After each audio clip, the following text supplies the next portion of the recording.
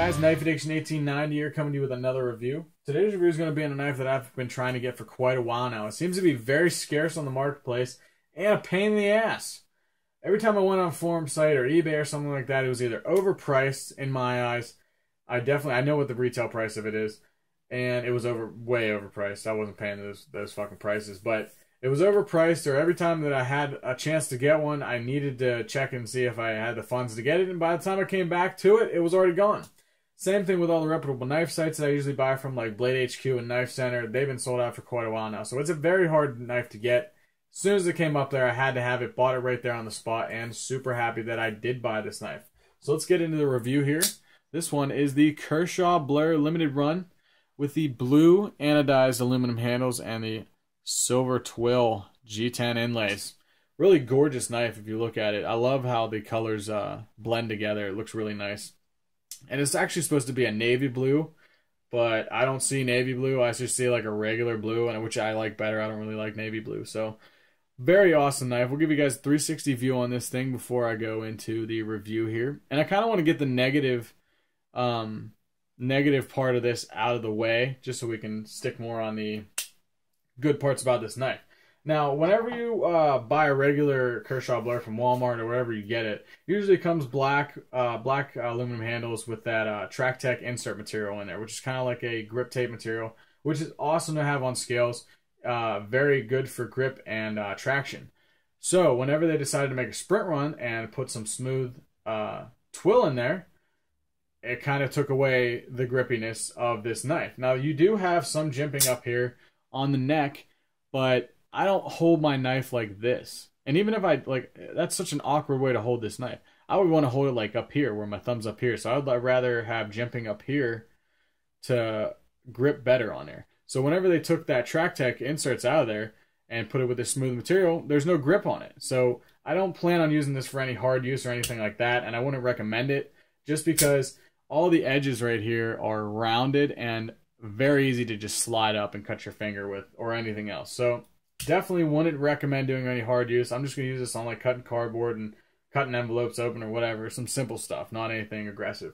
But that's really the only thing I have negative to say about this thing. This is an awesome knife, and it is exactly the same as the original Kershaw Blair. The only thing different is the inserts and the blade steel, which is the #1 reason why I love this thing. Kershaw Blair, I've had one before, and I had to trade it, so I've been regretting that decision ever since. So I wanted to get another one, and ever since I seen the video on YouTube of this guy who had a collection and pulled this out, I've been wanting this ever since. So didn't even know what kind of blade steel was on it, and I found out it was S30V, which is my favorite blade steel to have on knives, because it holds an edge for quite a while, and also very easy to get that edge back. So whenever I seen that, I just had to have it. I love the Kershaw design, the Kershaw Blair design. It's one of the most iconic Kershaw knives out there. They've sold millions of these things.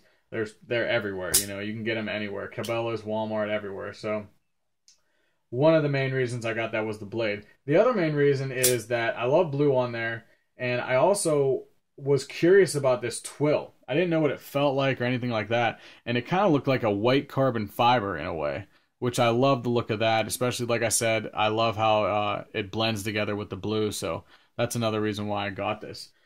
Fires out amazingly, crazy fast. If you don't hold on to this thing, you'll actually lose it. Another thing I like about the Kershaw Blair is it has these nice slanted up thumb studs, so it goes really well whenever you're trying to flick it out. Kind of forms to your thumb, so really nice feature about that. Comes super sharp. Lockup is awesome so far. Centering, this one wants to kind of like lean to the right a little bit. If anybody has any suggestions on fixing that, that'd be greatly appreciated.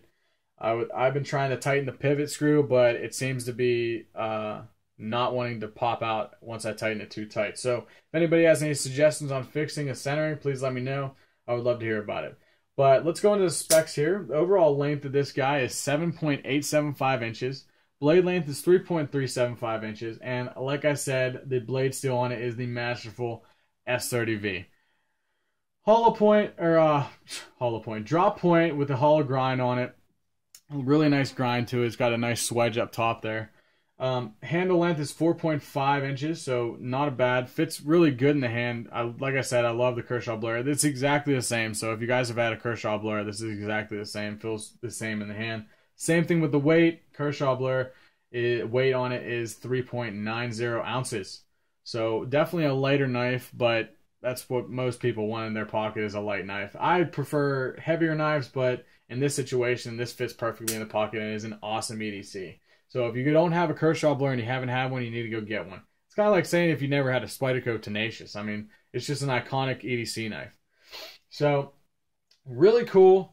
Love this knife. It is a tip up and tip down carry, so that is beneficial for anybody. I really don't switch between whatever comes in, I carry it as that. I figure that's how they wanted it, that's how I'm going to carry it. So, I don't really have any preferences. It is spring assisted, that's why it flies out like a fucking dagger. So definitely a really nice knife, fast deployment, which I love on that, and overall a very well-built knife and very iconic knife. Just a little bit better than the original one. So as always, guys, I thank you guys for watching, and don't forget to hit that like button, share, and subscribe. Thanks for watching.